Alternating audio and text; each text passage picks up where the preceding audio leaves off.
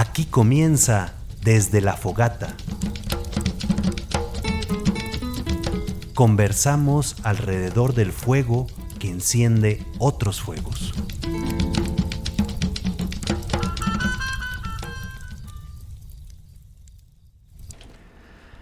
Muy buenas tardes, estimado auditorio. Pues una vez más, un gusto de conversar aquí con ustedes en su programa Desde la Fogata. Mi nombre es Mari Montemayor y pues con el gusto de estar nuevamente aquí el día de hoy, pues con un invitado muy especial. En esta semana de noviembre nos acompaña el padre jesuita Pepe Avilés, que Pepe ha estado varios años trabajando en Chiapas, en la misión de Bachajón, y esta semana va a estar aquí en La Ibero dando un retiro de ecología y espiritualidad y dando algunas charlas sobre la iglesia autóctona y los derechos humanos. Pepe, un gusto que estés aquí con nosotros.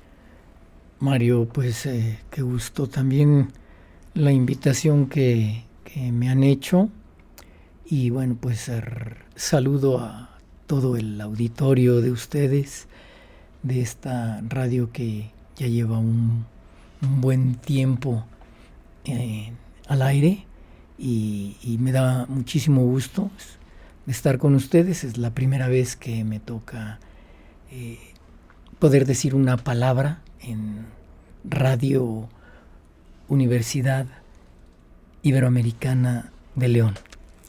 Pues así es, Pepe, ¿no? Es un gusto que nos puedas acompañar estos días acá por la Ibero y bueno, poder conversar un poco también de tu recorrido en la Compañía de Jesús como jesuita, tantos años dando la vida y trabajando junto a los pueblos celtales de los Altos de Chiapas, en esa zona. Y bueno, pues quisiera comenzar que nos contaras un poco cómo surge tu inquietud por entrar a la Compañía de Jesús. ¿Cómo llega esa inquietud que después vendrá en un estilo misionero de trabajo? La verdad es que cuando yo estaba en preparatoria, un compañero me preguntó si yo en alguna ocasión había pensado en ser sacerdote y le dije que no, que porque le parecía a él que estuviera pensando o que habría la posibilidad de que yo fuera sacerdote. Y me dijo, bueno, es que cuando tocamos temas de ética, temas de moral en la clase de filosofía o de literatura o de alguna materia humanista, pues normalmente intervienes y intervienes como muy intensamente, me decía. Le dije, no, yo tengo mi novia y la mera verdad no creo que por ahí me llame el Señor. Sin embargo, pertenecía yo a un grupo que son las congregaciones marianas, que ahora son las CBX, y ahí empecé a trabajar pastoralmente. Las congregaciones marianas, además de formarme, me fueron guiando hacia los círculos, hacia los territorios, hacia las periferias con los pobres, dando catecismo, visitando a los enfermos, yendo a los reclusorios y de alguna manera esta parte de prestar un servicio pastoral a la comunidad fue entrando a mi corazón. Yo estudié y agradezco a los maristas la formación que me dieron en primaria, secundaria, preparatoria. Después hice un año de universidad en la UNAM. Sin embargo, te decía, tenía yo mi novia y esa pregunta que me hizo mi compañero se me quedó grabada y era algo que no me dejaba. Y bueno, pues ya lo platiqué con la que era mi novia y decidimos tomar distancia y que pudiera yo pensar más en esta opción. Y finalmente, bueno, pues me encarrilé después de preparatoria, pedí mi entrada a la Compañía de Jesús y la compañía me dijo, bueno, pues vamos despacio. Bueno, pues yo ya conozco a la Compañía de Jesús desde los 10 años. Sí, pero ha habido varios cambios, ya la Compañía de Jesús se ha transformado. Y dije, bueno, pues de acuerdo, entonces soy candidato. Y durante ese año estudié filosofía y letras en la Universidad Nacional Autónoma de México. Hice un año. Y después del año entré a la compañía. Me aceptaron. Pues un camino para llegar a la compañía de Jesús en este tiempo que ya tienes como jesuita, ya son varias décadas, pues has ido caminando con estos diferentes apostolados, diferentes misiones, y una de ellas donde te conocí, donde te he conocido, pues es este servicio entre los pueblos indígenas, los pueblos del sur en Chiapas, estos pueblos celtales, parientes de los mayas, donde has ido pues descubriendo también tu propia vocación. ¿Cómo es tu experiencia de llegada a Chiapas? Ya ves que nosotros tenemos dentro del proceso de formación lo que es el noviciado, después del noviciado la filosofía, y después de la filosofía tenemos un tiempo de magisterio, así le llamamos, como de servicio, y posteriormente es la teología. Yo pensaba, ¿a dónde quiero ir en magisterio? Y ya tenía yo la inquietud misionera desde que estaba yo en las congregaciones marianas, y dije, bueno, pues qué posibilidades tenemos en la Compañía de Jesús. Y bueno, pues había varios proyectos entonces con indígenas. Teníamos Teocelo, Guayacocotla en Veracruz, los dos. Teníamos también, como seguimos teniendo, la Tarahumara, y estaba Chiapas. Y bueno, conocí algo de la Tarahumara, un poco el estilo, la manera de ser de los tarahumaras, y dije, bueno, creo que sí me la pensaría para pedir ir a la Tarahumara. Es otro estilo, otra manera de ser, distinta a la que yo creo que podría acompañar. Y también tuve la posibilidad de ir una semana a Chiapas y me fascinó. Me fascinó su gente, me fascinó la manera como se organizaban, en fin. En aquel tiempo, en los años 70, 80, pues había una efervescencia política, una efervescencia muy fuerte de cambio estructural, un deseo de que hubiera cambios de fondo en donde los países pobres tuvieran mejores posibilidades. Y una alternativa era, en aquel entonces que sonaba, era el socialismo de rostro humano, como una de las alternativas al feroz capitalismo que seguimos viviendo. Y pensando yo en ello, decía, bueno, si en algún momento llegara una revolución, porque ya había revoluciones en América Latina, a mí me gustaría acompañar un cambio, si es que va a venir así, no por las armas, sino porque de hecho se da, sino poder acompañar al pueblo en una situación tan dramática y difícil como es una posible guerra por un cambio de estructuras. En aquel entonces pensaba yo de esa manera y decía, a mí me gustaría poder acompañar a este pueblo, no con las armas, sino desde la palabra de Dios. Y dije, y si viene una revolución, tendría que venir por el sur, de ninguna manera por el norte, ¿verdad? Ni por los Estados Unidos, ni de chiste. Probablemente podría venir por ahí. Y ya había situaciones de revolución, pues estaba Nicaragua, obviamente antes estuvo Cuba, y ya había algunas revoluciones también en Sudamérica. En fin, para no hacer el cuento largo, en el fondo decía, yo me siento llamado a ver si tengo una segunda vocación, y es con los pueblos originarios. Entonces decíamos pueblos indígenas, pero creo que nos hemos acercado mucho más a lo que son los pueblos indígenas, que son pueblos originarios, ¿no? Habla más de su cultura, de su riqueza. Fue una semana y, como decía, me encantó, me gustó mucho, y pedí ir junto con otro compañero, con Beto Velázquez, con quien entramos a la compañía el mismo año, y nos admitieron a los dos, dijeron que sí, que había la posibilidad. Entonces pedimos nuestra entrada y fuimos aceptados. Y yo decía, si no siento que haya empatía de mí para con ellos y de ellos para conmigo, yo creo que no me quedo. O sea, la parte afectiva es para mí como muy importante, como sentir que puedo querer a estas personas y sentirme querido. No, eran 6 meses y me sentía súper querido y ya tenía comadres, tenía ahijados, en fin, muy contento y dije, bueno, pues parece que el Señor me llama, además de a la Compañía de Jesús, a caminar con los pueblos originarios, en concreto con esta misión, la misión de Bachajón, con los pueblos celtales, que son un pueblo de origen maya.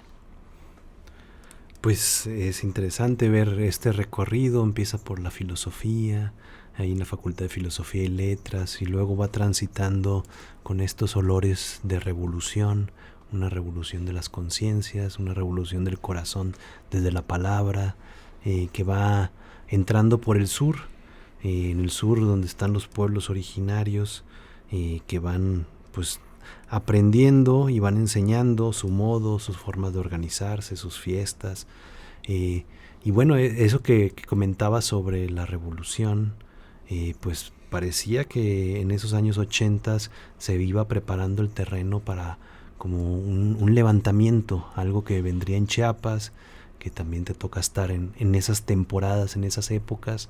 ¿Cómo fue la vivencia ya una vez trabajando ya años ahí en la misión de Bachajón y con toda la efervescencia que había en Chiapas, el levantamiento zapatista? ¿Cómo es esa experiencia? Efectivamente, ya todo mundo conocía el gobierno, las comunidades, que se venía gestando un levantamiento. Y bueno, aquello que decía yo que me hubiera gustado poder acompañar en ese proceso al pueblo, pues me tocó, efectivamente me tocó. Y lo fuerte es que ciertamente la Compañía de Jesús y el territorio que la Compañía de Jesús acompaña y ha acompañado, que es los municipios de Zitalá, Chilón y las colindancias con 5 municipios más, ciertamente no estábamos por las armas. No estábamos por las armas, sino por un cambio estructural cierto. Pero bueno, se dio como se tenía que dar. Y así fue. Era ya una situación límite que estaban viviendo las comunidades porque estaban en un rezago de 100 años. Te puedo comentar que cuando me tocó llegar en el 84 a la misión de Bachajón, pues todavía me tocó observar cómo había peones acasillados en algunas de las comunidades, de las zonas, de los municipios que nosotros acompañábamos. En los peones acasillados que llevaban en sus hombros literalmente a la familia que tenía que ir de un poblado a otro, o de una ciudad a otra, como podía ser de Zitalá hasta San Cristóbal. Y la familia completa iba cargada en la espalda de sus trabajadores. Entonces, algo sumamente triste. Y me volverías a preguntar ¿en qué año? En el 84. O sea, todavía se vivía en Chiapas esa realidad. Por eso no tiene por qué extrañarnos que en 1994 viniera el levantamiento. No hubo revolución para Chiapas cuando vino la revolución. Al contrario, las familias que toda la vida han gobernado Chiapas se seguían manteniendo y se fortalecieron en aquel entonces, ¿no? Se fortalecieron en la revolución y más bien quienes ganaron la revolución tuvieron que negociar con la oligarquía chiapaneca y esta se fortaleció. Entonces no hubo nada hasta Lázaro Cárdenas, que repartió algo de las tierras. Tuvo que venir el levantamiento porque ya era un límite, se justifica el levantamiento y luego viene una fórmula, una manera muy sabia del ejército zapatista de poder negociar y de ser una guerrilla armada por la no violencia. Qué interesante. Sí. Y entonces más bien lo que nos tocó acompañar fue todo lo que fue la contrarrevolución por parte del gobierno, que fue la guerra de baja intensidad en contra de las comunidades, que hasta la fecha se da, pero de una manera distinta. Eso habría que comentarlo más largamente. Y esos primeros años que me tocó estar con mi compañero Beto Velázquez, nos tocó aprender, meternos y aprender la lengua, meternos a la cultura, a las tradiciones, y tratar de entender, de acercarnos un poquito a ese otro mundo que está dentro del mundo de México, de una gran cultura ancestral que es la cultura maya. Para nuestro auditorio, que algunos han ido ya a la misión de Bachajón, la conocen, han caminado por sus diferentes comunidades, otros no, ¿cómo podrías describir la misión de Bachajón? ¿Cuál es el trabajo que se ha hecho ahí ya desde más de 50 años que la compañía ha ido trabajando y caminando junto a los pueblos celtales? Llegamos en diciembre de 1958, especialmente a nuestro auditorio joven, pues el 58 pues es una eternidad, ¿verdad? Yo lo veo y digo, fue ayer. Pero en el año 58 pues llega la compañía y no hay carreteras. No hay carreteras en Chiapas.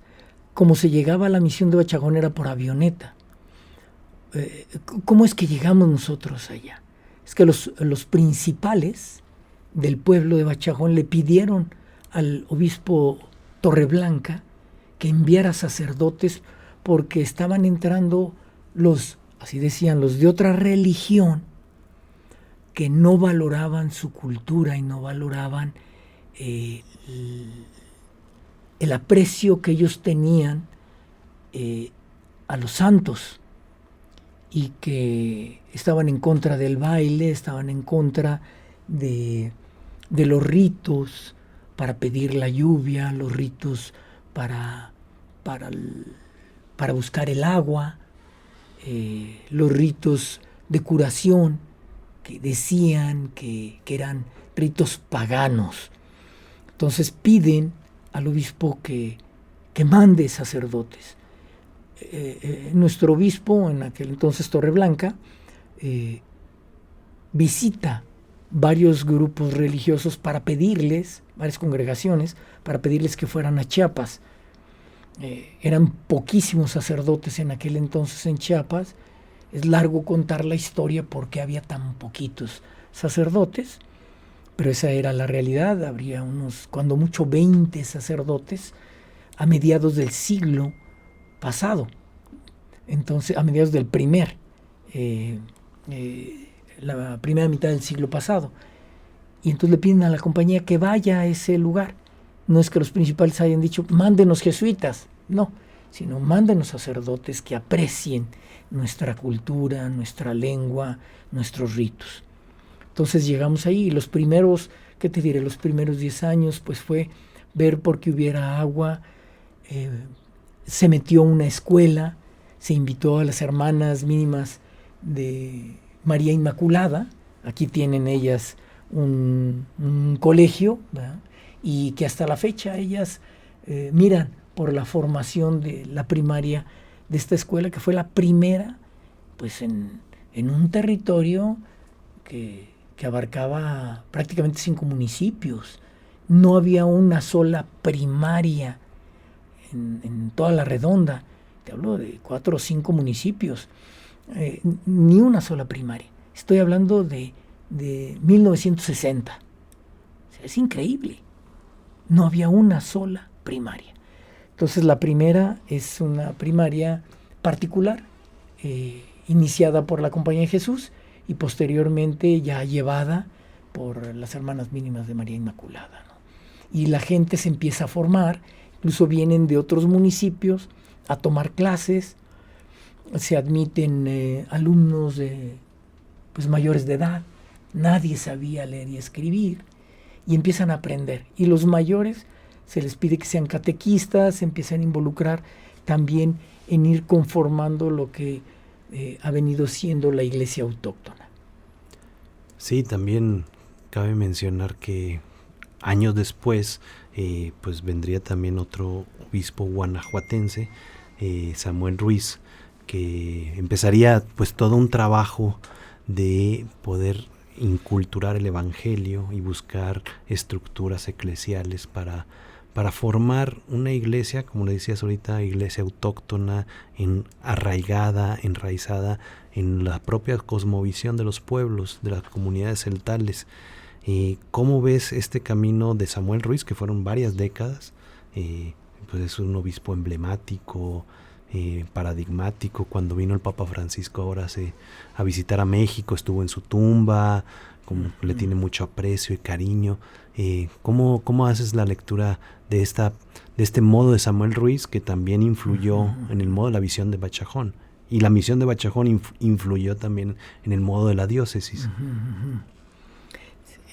Mira, precisamente se ha iniciado el jubileo del nacimiento de Monseñor Ruiz, de Tatix Samuel Ruiz, y junto con estos 100 años que cumpliría, si estuviera con nosotros Tatix Samuel, también vamos a celebrar los 50 años del Congreso Indígena, que es un parteaguas, y le toca a don Samuel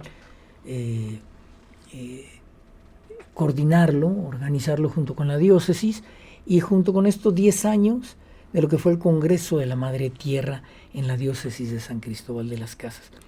Hace un momento me preguntabas, y yo también te comentaba, de nuestro acompañamiento a este levantamiento. Y te decía yo que sí nos tocó acompañarlo, pero más bien la guerra de baja intensidad.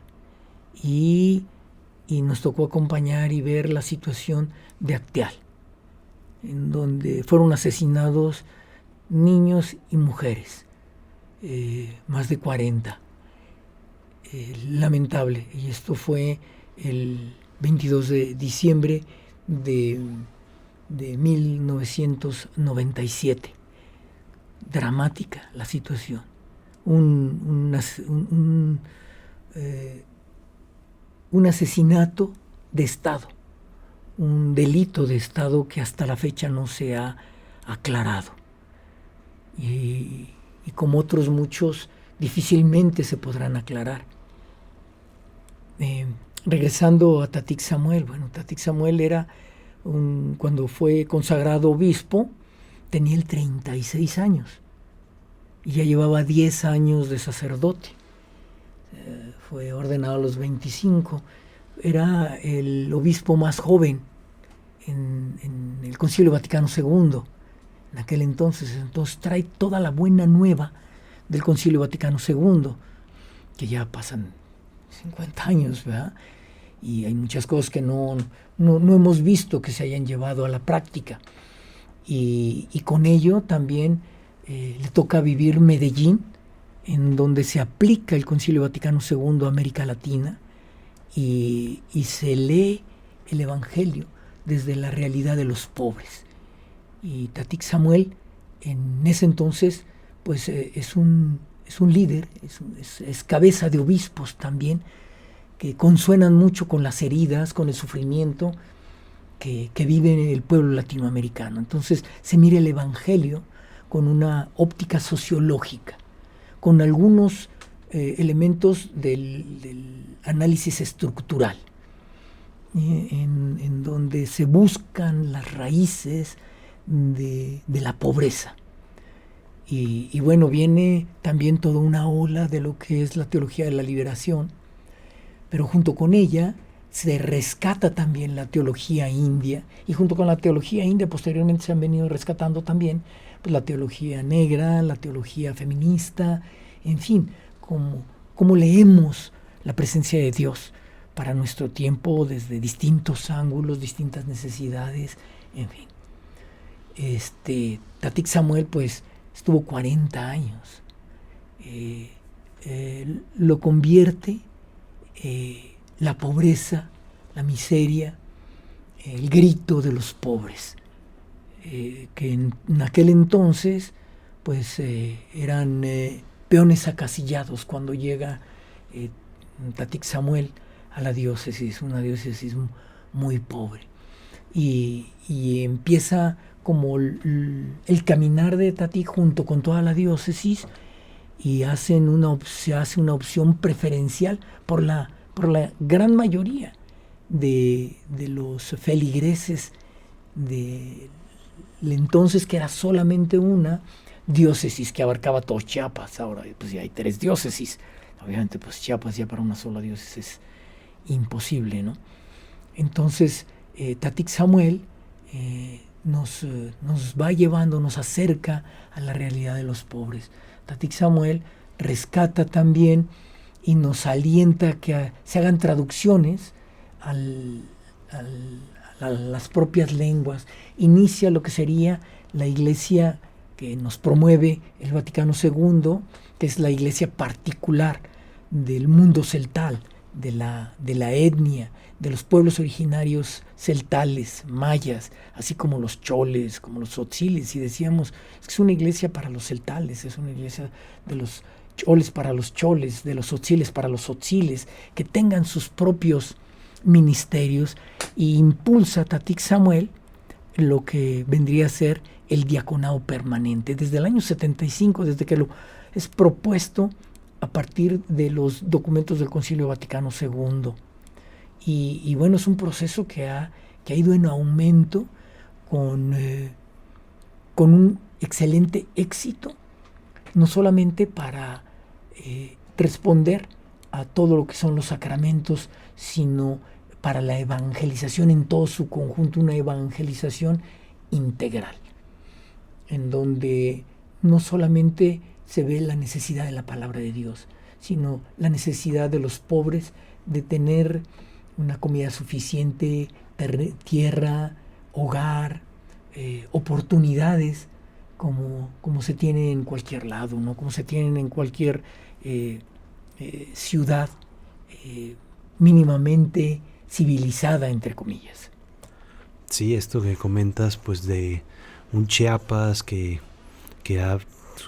sufre, que ha sufrido, digamos, injusticias estructurales, que de alguna manera pues ha quedado en un sitio fronterizo entre el México, el Centroamérica, un lugar también muy paradigmático desde Fray Bartolomé de las Casas, que defendía los derechos humanos. Yo recuerdo, y con esto que comentas, en Bachajón, en la misión de Bachajón, 3 proyectos que me parecen importantes, si nos puedes contar un poco de ellos.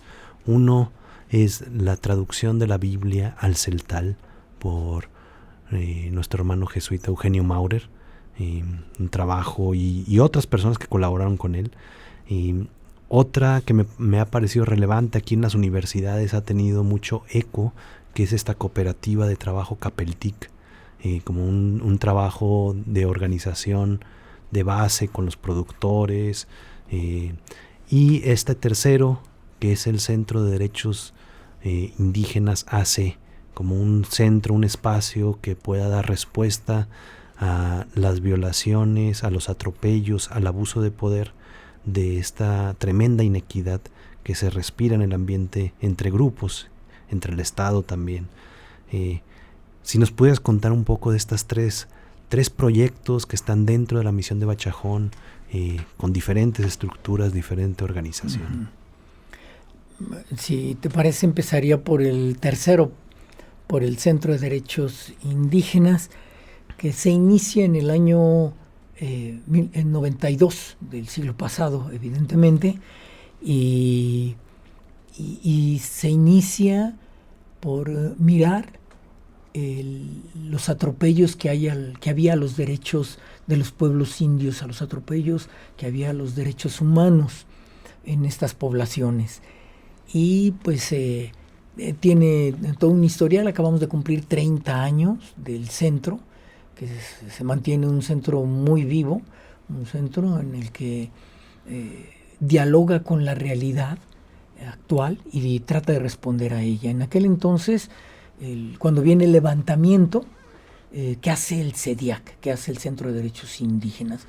Acompaña a las comunidades, se eligen en cada comunidad a lo que serían los promotores por la paz, que buscaran la armonía, a buscar la resolución de conflictos hacia el interior de las comunidades.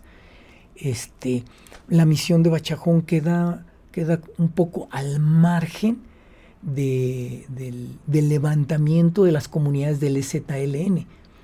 Posteriormente hay neozapatistas dentro del perímetro que acompañaba la misión de Bachajón. ¿Y por qué? Porque había una respuesta a las necesidades de las comunidades, respuesta en lo económico, respuesta en lo político y respuesta en lo educativo.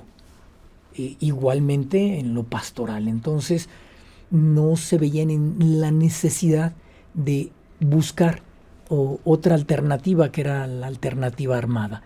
Entonces, en ese sentido, pero cuando viene el levantamiento, somos uno. O sea, lo que padecían las comunidades que se levantaron, lo padecían también las comunidades en donde estábamos. Y ya habíamos tenido la experiencia de la burla, del escarnio, de las mentiras del gobierno diciendo que iba a solucionar las cosas, ¿no? Y la gente también estaba harta. Entonces, en este periodo, en donde viene el levantamiento, se conforman lo que son los promotores para la paz. Posteriormente, estos promotores se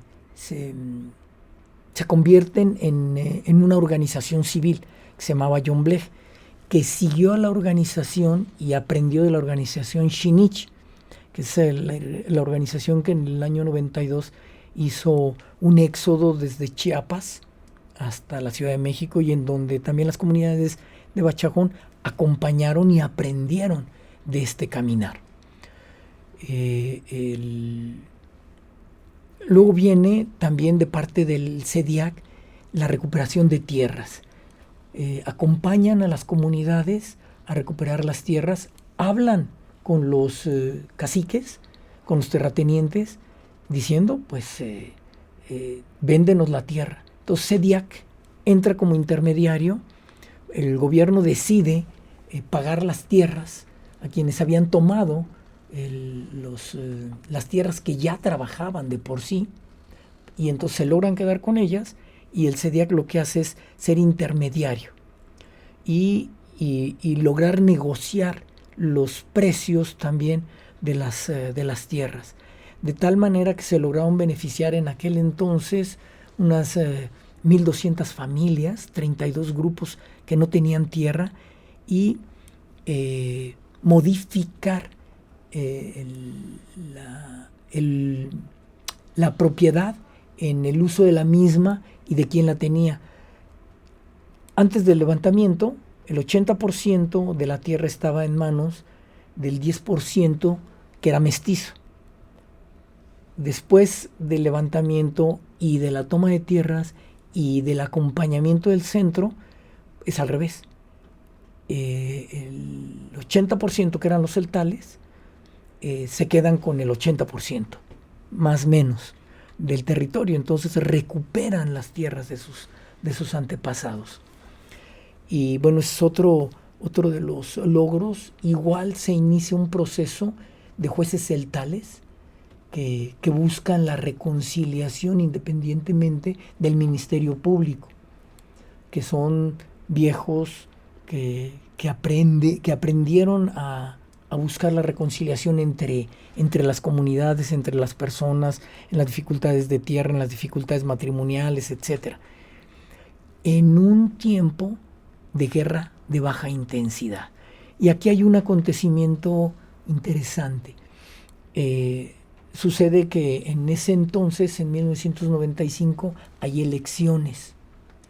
Y en esas elecciones quienes se iban a proclamar eran precisamente las cabezas dentro de la región, del municipio, quienes eran las guardias blancas.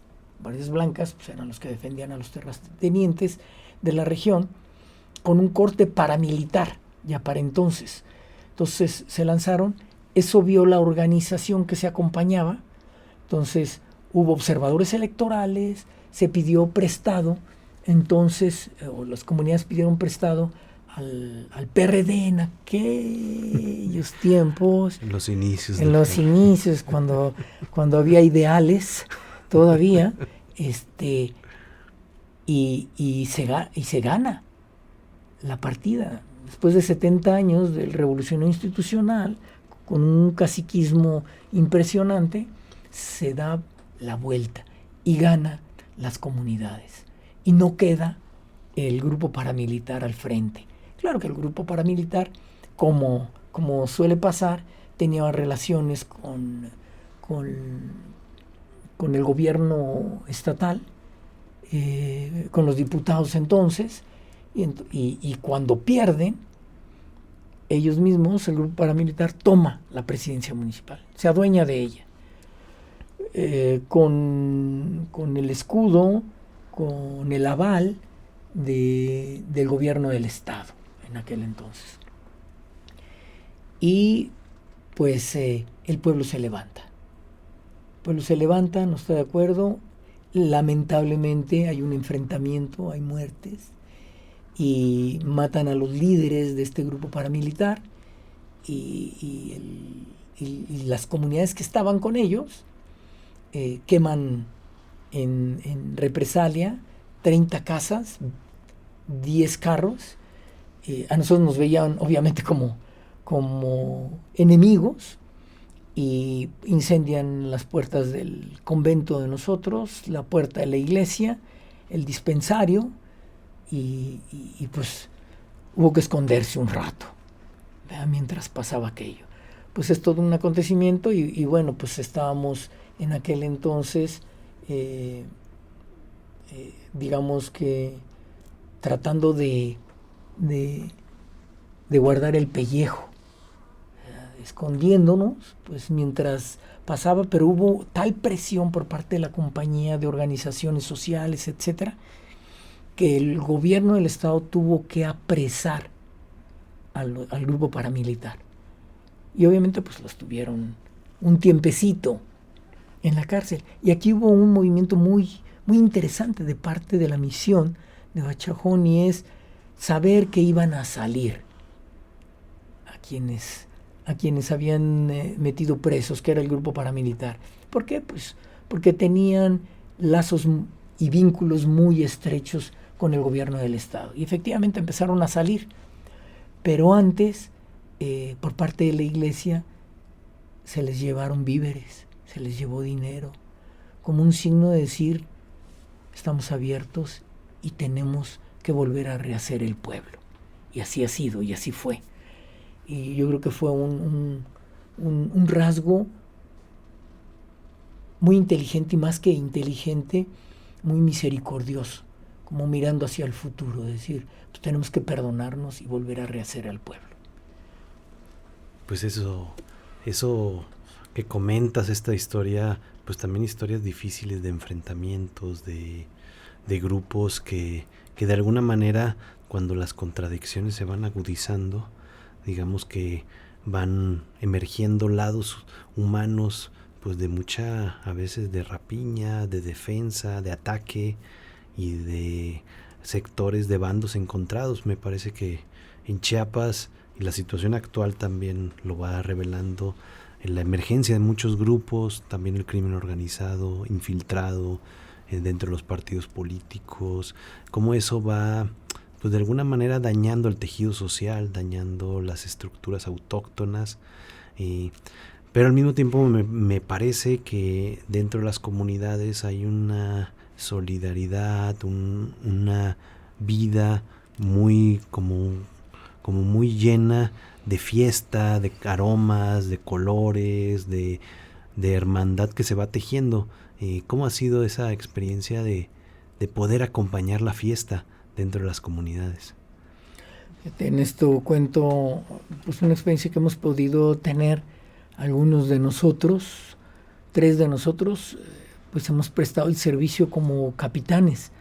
Concretamente a mí, yo presté el servicio de capitán en el año 2002, hace ya un buen rato, hace más de 20 años, ¿verdad?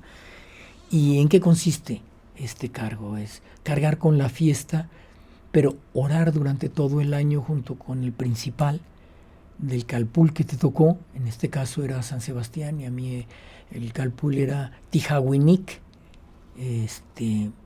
Y en este conocer y meterse más en las raíces, es entender un poco más cómo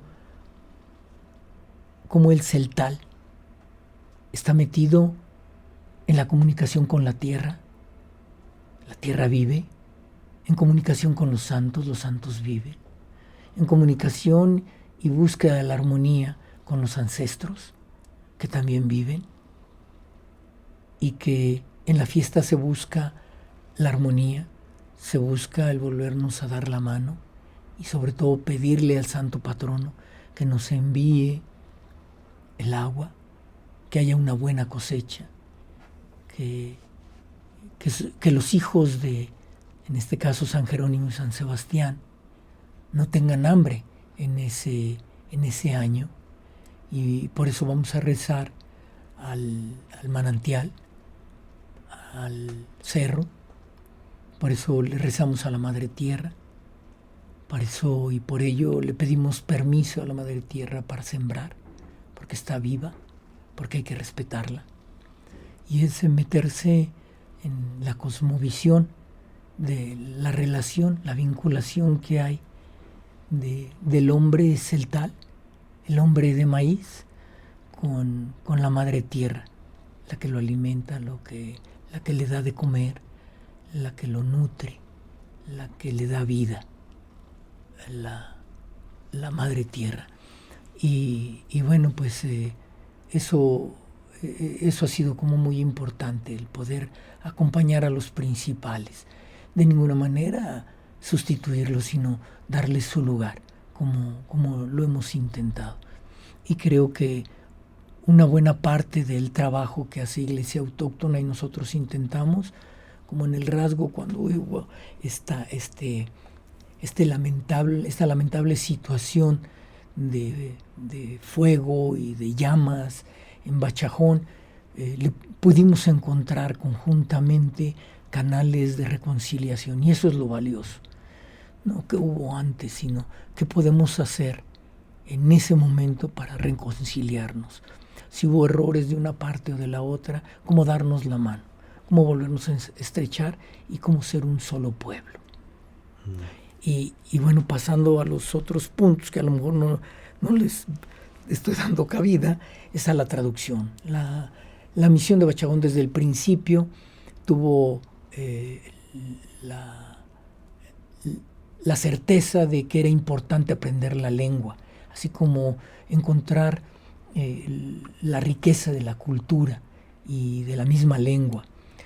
Y bueno, se empezaron a hacer las traducciones de la Biblia desde el principio. Y pues el trabajo fue de más de 30 años. Y en esta parte final, hubiera sido más si no llega la computadora, que ya se facilitó mucho más el pasar todos los textos y demás. Fue una colaboración grande de todas las comunidades para poderlo hacer. Y ya el trabajo final estuvo en manos de 2 jesuitas y de 2 celtales. Los 2 celtales fueron los traductores, pues son los de la lengua materna. Ambos viven, los 2 celtales, es Gilberto Moreno y Avelino Guzmán. Avelino Guzmán le tocó más junto a hacer Vina, a hacer equipo con Eugenio Maurer, y a Gilberto en el Antiguo Testamento con el padre Ignacio Morales. Entonces fue el equipo que al final le dio terminación, y también estuvo el padre Felipe Jaled coordinando todo el conjunto, y este esfuerzo pues lo inicia el padre que era nuestro superior, Alberto Velázquez, que es el que le toca retomar todo esto y ordenar y decir vamos a ir trabajando por aquí, ¿no? Y pues duró varios años este ingente trabajo, y que gracias a estos 2 grandes traductores celtales, Avelino y Gilberto, y estos dos grandes acompañantes y conocedores de la lengua y conocedores también pues de la Sagrada Escritura, Eugenio Maurer y Nacho Morales, que pudieron hacer este equipo para lograr este conjunto, ¿no?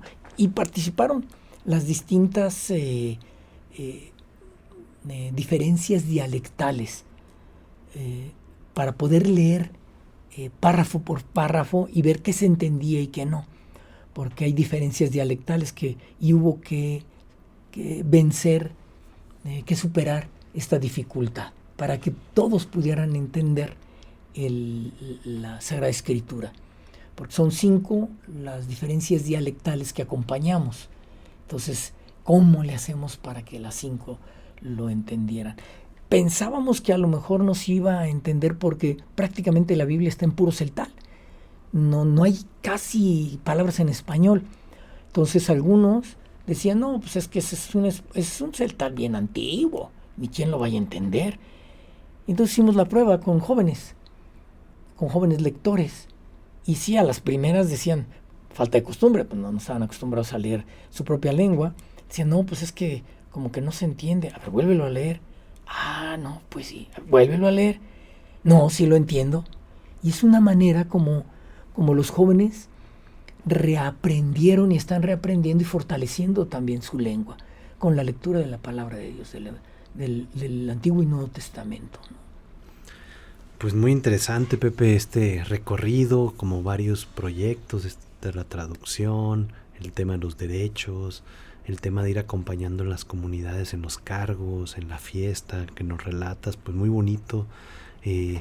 Ha sido un gusto poder charlar contigo sobre este recorrido de varias décadas, pues ahí, codo a codo, junto a las comunidades celtales, junto a los principales, junto a los cargos, junto a mucho servicio pastoral, junto a una iglesia autóctona que va naciendo y renaciendo, rehaciéndose y recreándose.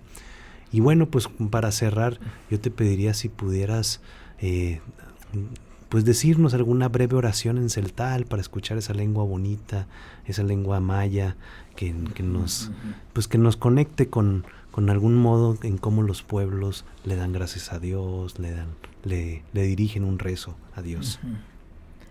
Pues hay un rezo que inician los viejos. Yo creo que ya entro dentro de los viejos, ya por mi edad, que siempre le hablan a Dios como un padre, y son como muy bellas las oraciones que tienen. Y bueno, pues está el Padre Nuestro, y el Padre Nuestro, voy a decir el Padre Nuestro en celtal para que sepan cómo se dice el Padre Nuestro en lengua celtal, ¿no? Y cuando se saluda un principal con otro, dice: Cajual, principal cabildo, tatej, nichnagel, tememololotica cajual, temetzobolotica cajual, Junukor, Chebucor, Banticalantavilat, Bantilekvilat, Tayutil Wokor, Tayutil Mebaal.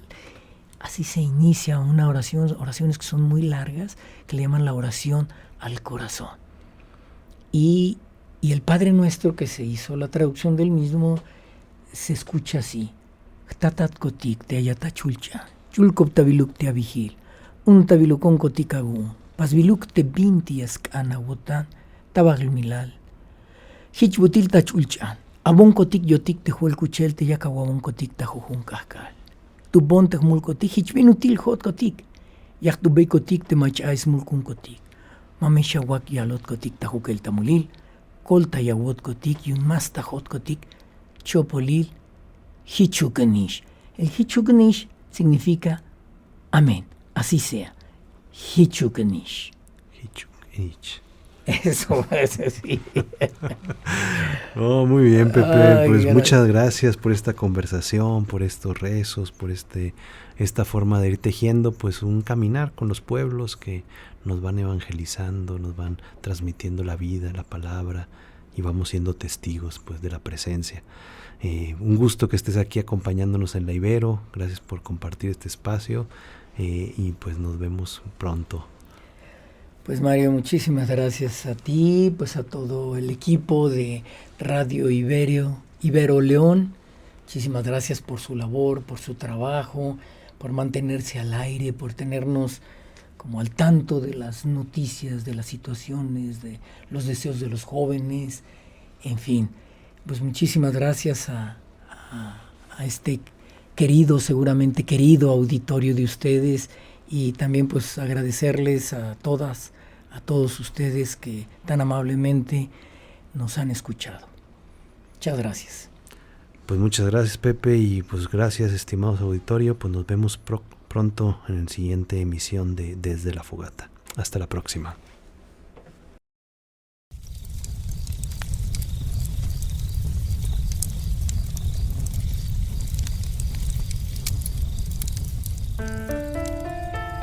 Gracias por escucharnos desde la Fogata. Síguenos en nuestras redes sociales, Instagram, Facebook, TikTok y YouTube como Pastoral Ibero León. Hasta la próxima.